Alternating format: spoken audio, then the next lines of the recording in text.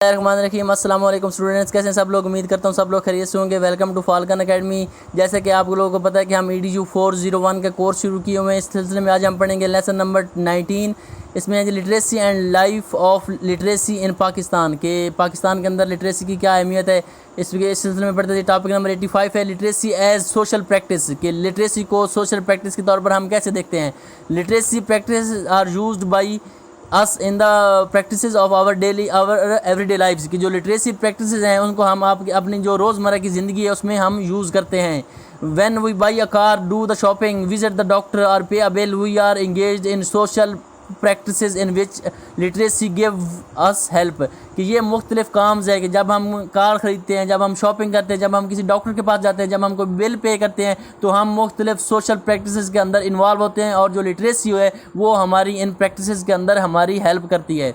There are culturally accepted ways of engaging in social practices and these can vary across culture and over time generating greeting people etc, कि ये जो मुख्तलिफ practices होती हैं ये culturally accepted ways होते हैं लोगों के साथ मुख्तलिफ किस्म के ये कल्चरली एक्सेप्टेड वेज़ होते हैं लोगों के साथ इंगेज होने में, इंगेज करने के लोगों को आप अपने साथ, और ये कल्चर टू कल्चर चेंज होते हैं। मिसाल के तौर पर कि हम लोगों को ग्रीट करने का या लोगों के साथ मिलने का, हर कल्चर का अपना एक तरीक़ाकार होता है।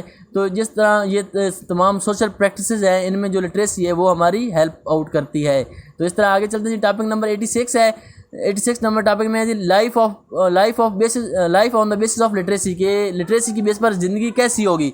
Literacy as a human right, कि जो लिटरेसी है वो इंसान का हक है। A tool for personal empowerment and means for social and human development, कि जो लिटरेसी है वो इंसान का हक है और ये पर्सनल एम्पावरमेंट का एक टूल है और सोशल ह्यूमन और किसी भी इंसानी फलाह बहबूद के लिए या सोशल डेवलपमेंट के लिए जो लिटरेसी है वो बहुत ज़्यादा ज़रूरी है। Educational opportunities depends on literacy, कि जो आपकी तालीमी मौक़े होते हैं वो आपकी लिटरेसी पर डिपेंड करते हैं।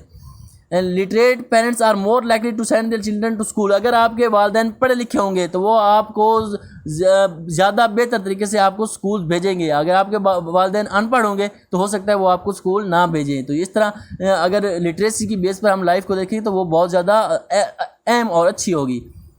Literate people are better able to access continuing educational opportunities, कि जो लिटरेट पीपल होते हैं वो अच्छे तरीके से जो अपनी एजुकेशनल अपॉर्चुनिटीज़ हैं उनको कैश कर सकते हैं और उनको अवेल करके अपना मुस्तकबिल या फ्यूचर बना सकते हैं।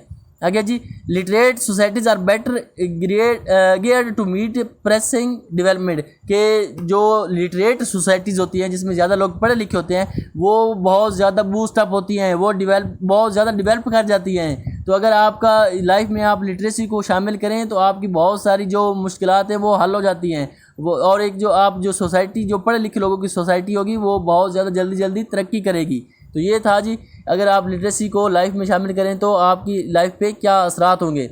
आगे जी, टॉपिक नंबर 87 है जी लिटरेसी रेट इन पाकिस्तान, कि पाकिस्तान में लिटरेसी रेट का उसने बताया जी how literacy is the Pakistani population, कि पाकिस्तानी पॉपुलेशन जो एक लिटरेसी रेट है वो कितना था शुरू से, तो टोटल 57% है जी। लिटरेसी रेट पाकिस्तान का जो है वो 57% है। उसमें जो मेल का लिटरेसी रेट है मेल्स में वो 69% है और फीमेल्स में 45% है। तो ये बहुत ज़्यादा लम्बा फिक्र है कि हमारी टोटल आबादी का 57% बंदे पढ़े लिखे हैं जो कि सिर्फ बेसिक पढ़ना लिखना जानते हैं। लिटरेसी का मतलब होता है कि उनको सिर्फ सिंपल पढ़ना और लिखना, अपना नाम पढ़ना और लिखना आता है तो वो लिटरेट में आते हैं, तो वो 57% है। और अगर आप एडवांस लिटरेसी पे जाएँ तो ये फिगर बहुत कम रह जाती है। तो चलते हैं आगे जी। टॉपिक नंबर 87 में आप इस चार्ट को भी अगर आप देखना चाहें तो वो आप इनको देख सकते हैं कि मुख्तलिफ साल में कितनी हमारा लिटरेसी रेट रहा है। तो आगे जी, टॉपिक नंबर 88 है डेफिनेशन एंड लिटरेसी रेट्स, के मुख्तलिफ डेफिनेशन क्या थी लिटरेसी रेट की और उस वक्त उस टाइम पीरियड में लिटरेसी रेट कितना था। मिसाल के तौर उसने कहा कि 1951 में जो लिटरेसी की डेफिनेशन थी वो लोग थे जो who one can read a clear print in any language, के जो बंदा किसी भी प्रिंट को, किसी भी लैंग्वेज का प्रिंट है उसको पढ़ लेता था तो वो लिटरेसी में शामिल होता था 1951 में। और उस वक्त उस हिसाब से परसेंटेज थी 16.4%।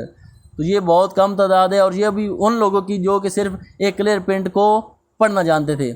तो आगे जी 1961 में डेफिनेशन थी, one who is able to read with understanding a simple letter in any language. और जो 1961 में डेफिनेशन ये थी कि आप अगर कोई सी ज़बान में लिखा हुआ लेटर आप पढ़ लेते हैं तो आप पढ़े लिखे लोग हैं। तो उस वक्त जो परसेंटेज थी वो 16.3% थी, वो भी बहुत कम थी। आगे चलते हैं जी 1972 में, one who is able to read and write in some languages without understanding के 1972 में डेफिनेशन ये थी कि वो बंदा पढ़ा लिखा साबित होगा, जो पढ़ा लिखा काउंट होगा, जो कि किसी भी लैंग्वेज में कोई चीज़ लिखी हुई है उसको पढ़ ले और लिख ले, लेकिन उसको समझ ना सके, सिर्फ उसको पढ़ना और लिखना जानता है। जैसे हम अरबी को पढ़ते हैं, कुरान मजीद को हम पढ़ते हैं, लेकिन हमें उसकी समझ नहीं है, हमें उसके मतलब का नहीं पता होता। तो ऐसी लोग जो मुख्तलिफ लैंग्वेजेस पढ़ लेते थे लेकिन उसको समझ नहीं सकते थे, तो उस वक्त परसेंटेज थी वो 21.7% थी। आ गया जी 1981 में, one who can read newspaper and write a simple letter. 1981 में ऐसे लोग जो कि खबरें पढ़ लेते थे, न्यूज़पेपर पढ़ लेते थे और सिंपल लेटर लिख सकते थे, वो लिटरेसी में काउंट होते थे और जो परसेंटेज थी वो 26.2% थी। तो इनमें से क्वेश्चन आ सकते हैं, आपने मुख्तलिफ डेकेड्स का मुख्तलिफ डेफिनेशन के हिसाब से और आपको परसेंटेज पता होनी चाहिए। आ गया जी टॉपिक नंबर 89 है जी नेटकॉम। नेटकॉम क्या है जी? ये है जी national education and training commission. ये कमीशन बनाया गया था लिटरेसी रेट के मुतालिक। The literacy and mass education commission was established in 1981। कि पहले जो था वो literacy and mass education commission कायम हुआ था 1981 में, और बाद में उसको कन्वर्ट करके national education and training commission NETCOM in 1990 में 1990 में इसका नाम चेंज करके उन्होंने नेटकॉम रख दिया। और आगे इसका फंक्शन क्या था जी? Mass education mean literate everyone. इसका मतलब ये था कि आप तमाम लोगों को तालीम दें, मकसद इसका यही था कि आप तमाम लोगों को पढ़ाएं। National educational means everyone and universal education. और जो नेशनल एजुकेशन का मतलब था कि आप तमाम लोगों को इक्वली और यूनिवर्सल किस्म की एजुकेशन दें। आगे जी in its second meeting held on February 18, 1984 defined a literate person as that who can. तो जो इसकी सेकंड मीटिंग हुई थी वो 18 फरवरी 1984 को हुई थी, और उसमें जो लिटरेट पर्सन की डेफिनेशन पेश की गई थी वो ये है। उनके मुताबिक जो पढ़ा लिखा शख्स था उसकी तारीफ क्या है जी? Read and write a simple statement in the national और एनी अदर रीजनल लैंग्वेजेज।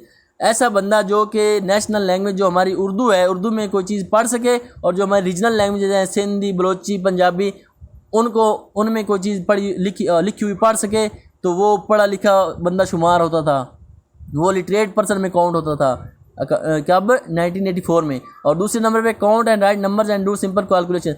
और जो कि मुख्तलिफ नंबर्स को काउंट कर सकता हो और पढ़ना और उनको लिख सकता हो, और जो सिंपल कैलकुलेशन है कि 2 + 2 कितने होते हैं और 4 + 6 कितने होते हैं, तो ये अगर कैलकुलेशन वो कर लेता था तो वो लिटरेट पर्सन काउंट होता था। तो ये नेटकॉम था, और नेटकॉम की सेकंड मीटिंग कब हुई थी और इसमें जो लिटरेट पर्सन था उसकी डेफिनेशन क्या थी। तो ये सारा आपने एक दफ़ा पढ़ लेना है, ये बहुत ज़्यादा अहम क्वेश्चन आपके लेसन्स हैं, आपने इनको गौर से पढ़ना है। तो इसी के साथ आपका जो लेसन नंबर 19 था वो भी ख़त्म हो जाता है। नेक्स्ट वीडियो में आपके साथ लेसन नंबर 20 शेयर करेंगे। तब तक अपना ख्याल रखिएगा, दुआओं में याद रखें। अल्लाह हाफिज़।